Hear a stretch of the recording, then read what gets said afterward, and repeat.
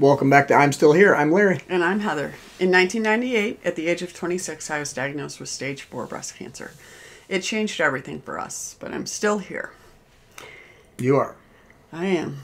Happy Mother's Day. Oh, okay, thanks.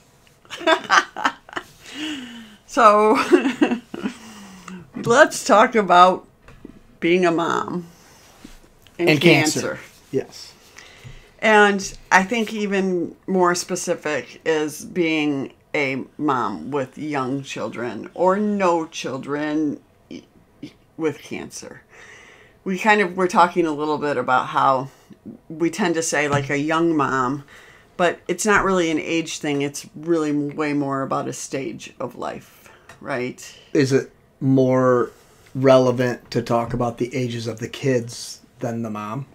I think so. Yeah. And what stage they're in, and which then necessitates what you have to do or responsibilities with that. Yeah, or even what you had planned for your future, you know. You know? So, when we started talking about this a little bit, I realized that this is kind of, I think, this single topic that separated me from most women with breast cancer. Right? Yeah. At the time that I was diagnosed, because I had a 14-month-old. We planned on having more children. We were just getting started with raising our family. Mm-hmm. And, I mean, honestly, many women are diagnosed when they're kind of finished raising their families. And that doesn't say that it's any easier, but it definitely brings a different set of circumstances, right?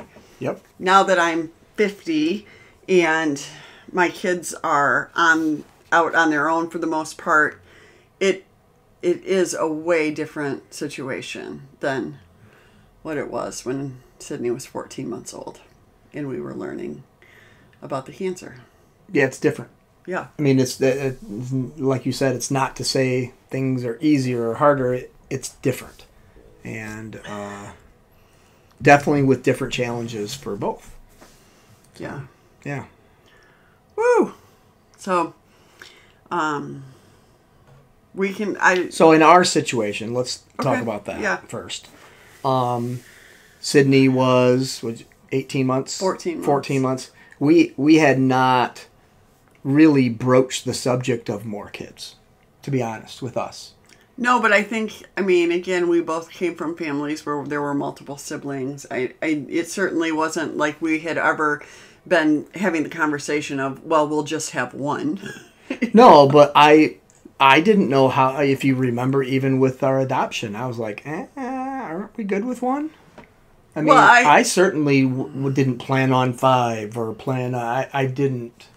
Yeah, I guess again for that, I do remember you when we were talking about adoption kind of going, whoa, I don't know if I have the time or the space or the whatever capacity for more than one. But I just assumed that was also because we were talking about it after cancer, and I realized that there was another big, unknown on the table, right? Mm-hmm. So I guess I never realized it. I never intended to have a family with one child. I know that. Right. And so we didn't. That's what she's saying is, yes. Sometimes. Now, in our timeline of you going from testing, diagnosis, to beginning the treatment, which in turn took having children off the table, was 48 hours. 72 hours. It was not a long period of time. We were in fast forward at that time. Yeah, and we were only concerned about getting rid of cancer, So, my doctor did say, ask, did you plan on having more children? And my mom helped me answer saying we had, and I said yes, and that was true. But she just said that wouldn't be possible. And so we kind of, in preparation for this, you really kind of looked at some of the timelines. Yeah. Because honestly, it was 1998. So freezing eggs was not something that was being discussed really, although it was just starting to happen. Yeah. And I remember Lance Armstrong was diagnosed around the same time I was, and he actually, in his book, talked about freezing sperm or whatever for, but it wasn't, I mean, it's different men and women anyway, and do you want to talk about some of the... Yeah, so if our oncologist would have said, hey, are you interested in having kids? And we are having more kids, and we said yes, the timeline for that can be a long time. Mm-hmm. I'm sure there's ways to speed up the process for special cases, but in the end, you're still dealing with your menstrual cycle when they can harvest those eggs. There's hormones that have to be given prior to it. Well, and your cancer was obviously fed off hormones. So that does not make any sense at all to introduce these hormones into a body that's already thriving. The cancer is thriving from these hormones. But let's say the cancer wasn't that. You're still dealing, I think at minimum, dealing with a 30-day process, maybe multiple months in order to harvest enough eggs, in order to put those away. So in your case, and I would guess in many people's cases, that there's that trade-off is a non-starter. Yeah. And I get it, but how can you possibly do that? I mean, those days are important at that point, let alone weeks or months. Right. To kill cancer. Yeah. And the obstacles on the other side of that, assuming that you do freeze eggs, and then you're looking at, like we would have been looking at a surrogate and everything else, like it was just, I mean, I think in some ways I'm grateful it was just a one and done conversation, I will say though, I mean, there is a huge loss in being told that you can't have kids. I think I'm always a little bit tender on Mother's Day. Not for me, because I have a beautiful family, and I think our family is exactly as it's supposed to be. But I recognize the women out there that have a loss around this, around either not having children or, there's a lot of sadness with it too. I think this is one of those days that social media paints this highlight reel picture, and people, and it's just not really truthful. And if it is truthful for your situation, then please be thankful for it. Mm-hmm. Like, I think so. I think the women that it really is truthful for, like that, it's just a given that you have a great mom and you have great kids and all of these, that you haven't experienced loss. But I think it's just not necessarily the norm. Yeah. So anyway. So this, in us finding out that we're not going to have any more children, that was not a big loss for me. Yeah. At the time. Yeah. I mean, it was more of, oh, thank God we had Sydney. Yeah. And I need you to be around. Yeah. The thought of more children was the farthest thing from my mind at that time. Mm-hmm. And I truly was just thankful that we were able to have a child, and scared to death at the time that I was going to lose you. Yeah. That's just so far from my brain. The way it thinks is, wait a minute, I'm going to be sad because I'm not going to have a wife, let alone more kids. Who cares about kids? That was probably more my mindset at the time. And then that changed, obviously, as done with treatment, moving on, kind of trying to start life up again. Yeah, re-engaging. Yeah, that changed. I just think there's, I am definitely a feminist, and I believe in women being able to make their own choices, but there's just something so raw about basically being told your body cannot do this anymore. Like I think that's tough for women in their 50s going through menopause. Yeah, or even that people finality. People who do hysterectomies. Sure. It's just no doubt. There's just something about it that's really sad. Yes. And it can make you feel like you're not complete, I guess. So for sure. It's yeah. Whew. Okay. So I like just getting back to like, are there options? Yes, there might be. And I think some of that's also based on, the stage of your disease. And since this is mostly metastatic, it just certainly did not fit in for us. Right? And at our age. Yeah. Still in our 20s. Mm-hmm. Was different than somebody in their 60s.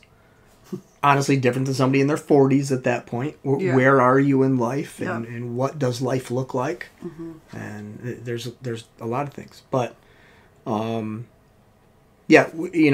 fast forward a little bit, obviously we ended up adopting a child, international adoption, and that fit for us. To say that he, isn't truly our child, well, you don't understand adoption then. You've never adopted a child, and it may look that way because we look very different on the outside than our son, but there are other ways to have children other than a vaginal birth. Yeah. There's other ways to do that, and they truly, and this is, there's basically 3 options in adopting children. It's domestic adoption, there's international adoption, and there's adoption by foster care. Mm-hmm. That third one was off the table for me. It was not a possibility. I don't work that way. Thank God for the people who can do that, but the thought of me having a child and then it going away was not a possibility for me. We actually did get licensed to do foster care, and I believe the way you said it was, I just have a huge problem with giving something back, giving a child back. I mean, they're all in or I'm not with everything, but especially with that. I mean, I just couldn't imagine falling in love, treating, literally them becoming part of your family in every way possible, and then a situation or a circumstance change and they're not your child anymore. Yeah. Like, I will say at the time too, there was a big adoption case. It was I don't think it was foster care so much as a domestic adoption that had gone wrong. I mean, it was a family and I think DNA had a part of this. There was a DNA test that wasn't done early, that was done later. Proof was there now. Maybe, but this child was 7 years old, had been with her adoptive parents from the get-go. Right. And she ended up going back to her biological parents. And this is when DNA came in. So DNA terrifying. Testing. I mean, to think, oh my goodness.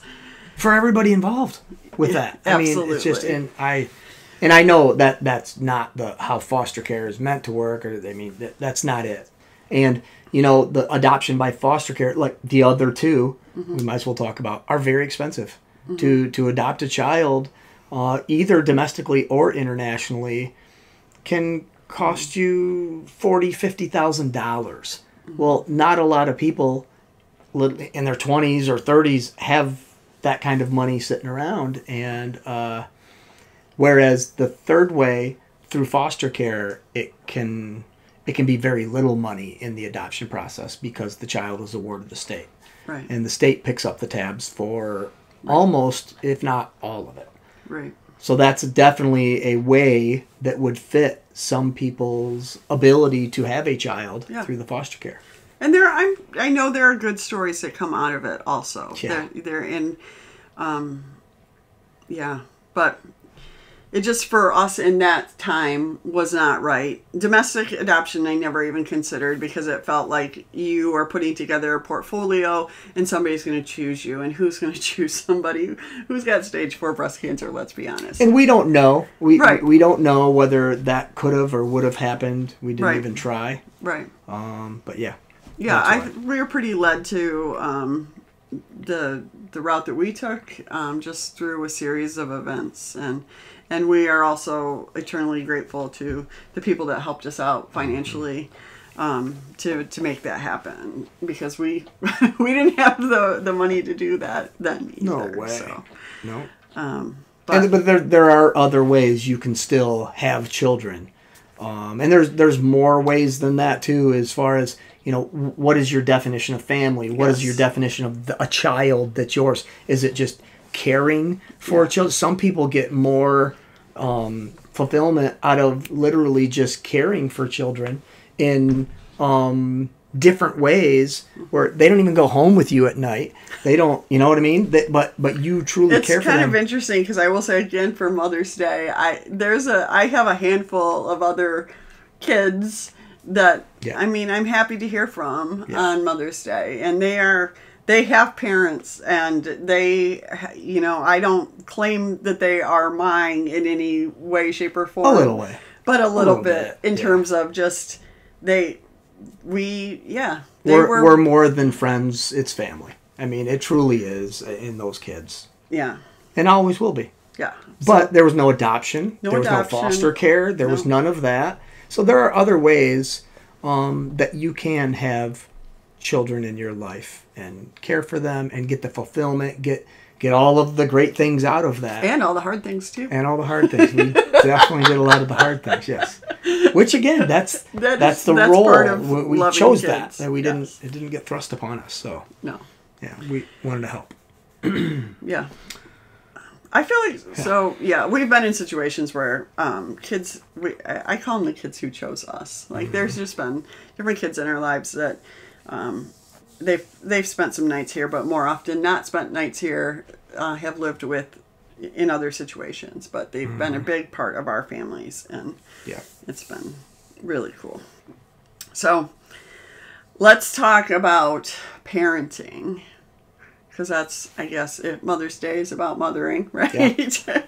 I think this is another huge part of that is different when your kids are so young, and you're, going through treatment, or, considering what your life, how long it's going to be, and how long you're going to be here. So we kind of have 3 different segments here. We have the kids that need, to some extent, 24-hour parenting. Yeah. Then we have those ones in the middle that don't need your full attention all the time. But ask a lot of questions. Yeah, and they still need a lot, but it's different than the 5-year-old. It's that middle school, high school age, and then we have they're out of the house, age. So they're still all kids. I mean, no matter how old your kid is, they're still going to be your kid. Right. But it's different. Young kids, middle, and then out of the house age. Yeah. And parenting still happens in all of them. And then you throw cancer in there. And treatment. And let's start with treatment. So during treatment, it's so much to juggle. It's so much to consider. I mean, all of the appointments, and how are you going to feel, and everything else. Like, there were days I didn't know if I was going to be able to stand up straight and not faint or pass out. And then to have to consider whether or not Sydney could be in my care that day, I mean, was challenging. I can tell you this, there's going to be a lot of guilt if you are parenting a young child and going through cancer treatment. Mm-hmm. And unless your cancer treatment is just way different than yours, there's going to be a lot of guilt, because for the am I paying attention enough to this child? I've got to teach them, and that's my role as a parent too. But I can't even stand up. I feel like I'm going to puke. Yeah. And they're over there watching the TV or just flipping through a book or playing with themselves, and you're just like, oh my gosh, this isn't how it should be. And you're feeling that guilt. Not only that, oh, sorry, you can't play soccer this season because mom's going through cancer, and we have to drive other places. We can't be getting you that stuff like that. You're just. Yeah. My piece of advice for that when it's a young child is they're not going to remember. They're not. That's the truth. I'm telling you. There may be certain flashbulb memories in there that may have been traumatic that the young child remembers later on. but 99% of everything that you feel guilty about, and you will, and that doesn't matter whether you're the person going through cancer or the other parent in their life, if hopefully they have to, they're not going to remember. Yeah. That's my opinion. I think that's true. I think, I was very concerned about how it was impacting Sydney when she was little. And, certain things, like, just killed me. The teaching her how to crawl in and out of her crib because I couldn't lift her. Yeah. As she got older, I remember, her asking about my medicine, things like that, where I'm just like, this just feels so unfair that a kid has to know these things. But you know what? I mean, she's fine. And you ask her today, and you ask Ty today what they remember, and they're like, what? Well, actually all good things. I remember watching that movie at Nana's house. Oh, okay. It was fun hanging out with her. Yeah, and just like I think they both recognized that it did change kind of I was home a lot more than I wouldn't have been if there wasn't cancer. It doesn't mean I would be gone a ton, but it did give us more time together. But and you're just dealing with the fear of the what ifs, and it's so hard sometimes just to put that away. What if I'm not going to be here, and what if I leave somebody, leaving them behind, and all of that kind of stuff it's just really a challenge. I think the best way to deal with that is just to spend some time journaling or whatever, and just kind of, it's okay to write it out or think about it or even talk about it a little bit, but then just put it away. Like we can't live in the what ifs, we just have to keep moving forward. So for sure. I mean, you're spending time going and getting hormone therapy or chemotherapy or radiate. You're doing that. You also have to work on your brain too. Yeah. And that's where therapy can come in. And why not put as much effort in that, seeing as how that's the thing that's controlling everything. You didn't do that back then, but I bet you would today. Oh, for if we, sure. You know what I mean? If now was the time and we rewound back to the time when you're 20, I would whatever. for sure be with a therapist. It's just so important. You did all of this on your own, mentally. Yeah. I mean, come on. I gotta give Bernie Siegel a little shout. Yeah. No. You're Thanks, right. Bernie. Yep. But most of it was, you doing it without somebody, giving you those little bits of, wow, that would really helps, and that how I can get my brain going to affect my body. Yeah. Yeah. Well, and also just kind of, I think, for me, thinking about life is about moments, and there was nothing I wanted more than to be a part of moments or milestones, right? But if I'm going to spend all of my time worrying about what comes next or whatever, and I can't stay in the moment, then what's the point of being there?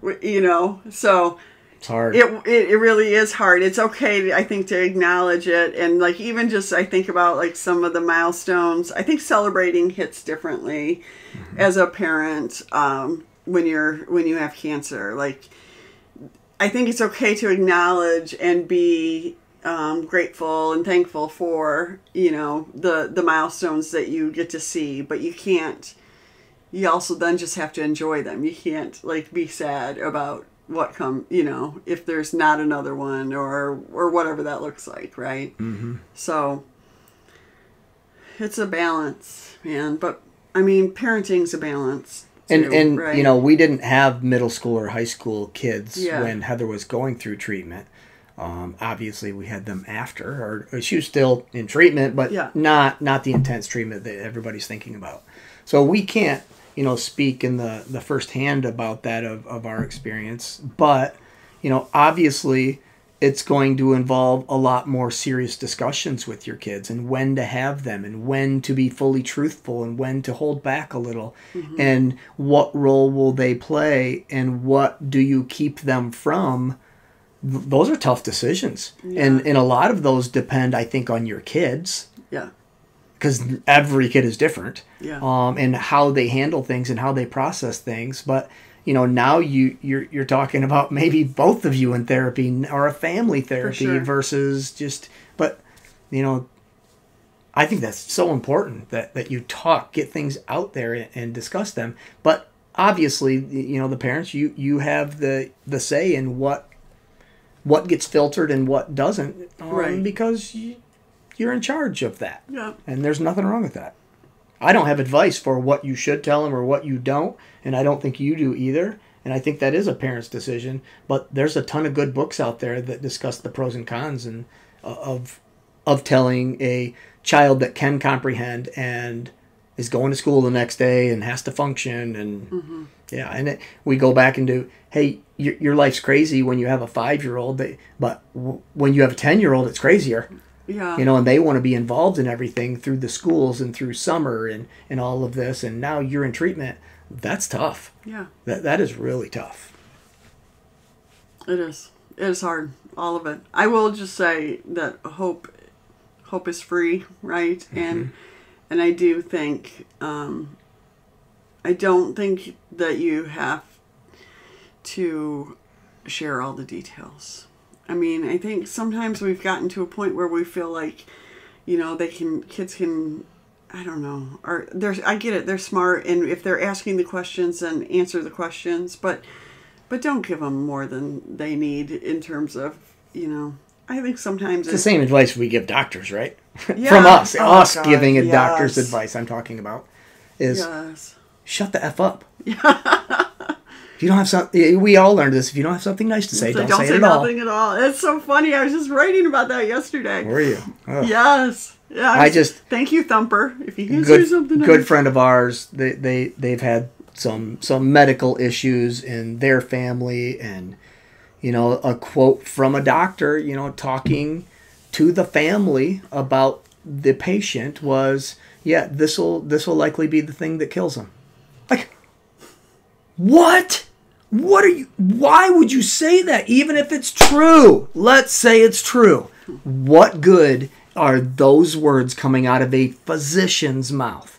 I don't get it. I want to punch the guy in the face. I don't know if it's a guy or a girl. I'd punch either of them. We're assuming it's a guy. Whatever. It's ridiculous. I do know it's a guy. But it's just absolutely, I think it's medical malpractice. I do too. To put that in anybody's brain. Absolutely not needed. What if they do die? Okay. No. What if you gave them some hope? Wow, don't do that. My gosh. That's my feelings on that. I know. Yeah. We can all be positive, and that doesn't hurt a thing. Right.